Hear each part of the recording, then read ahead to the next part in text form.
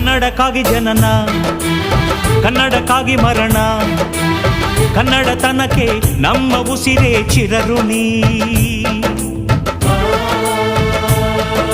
ಮುತ್ತಂತಿರೋ ಈ ಮಣ್ಣಲ್ಲಿಯೇ ನಿಮ್ಮ ಮಗನಾಗಿ ಹುಟ್ಟುವೆನ ಪ್ರತಿ ಜನ್ಮ ಪ್ರತಿ ಜನ್ಮ.